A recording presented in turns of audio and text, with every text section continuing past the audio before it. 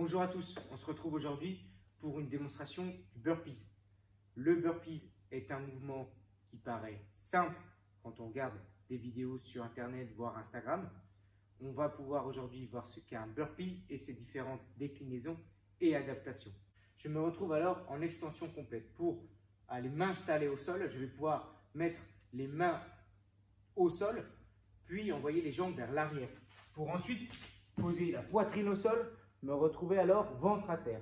Je vais pouvoir faire l'inverse, je vais pouvoir faire ma pompe, puis rapprocher les pieds des mains. Je vais donc remplacer mes mains par mes pieds.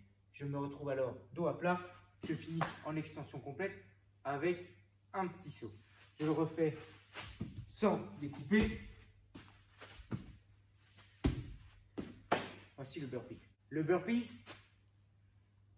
on va pouvoir le décliner et l'adapter de différentes façons. Tout d'abord, je vais pouvoir m'installer au sol différemment.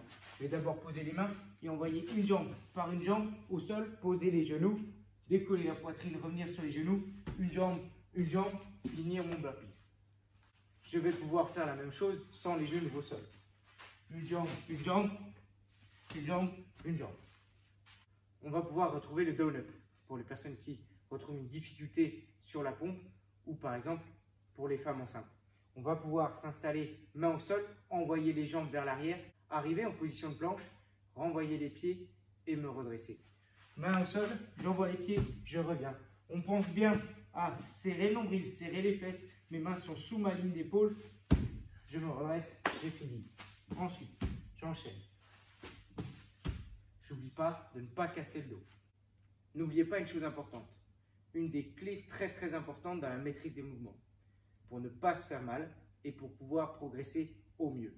Premièrement, maîtriser techniquement et mécaniquement un mouvement avant toute chose.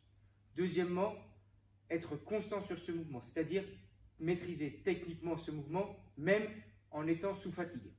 Troisièmement, c'est là que je vais pouvoir mettre de l'intensité et aller faire un score ou un temps, comme souvent sur les wall.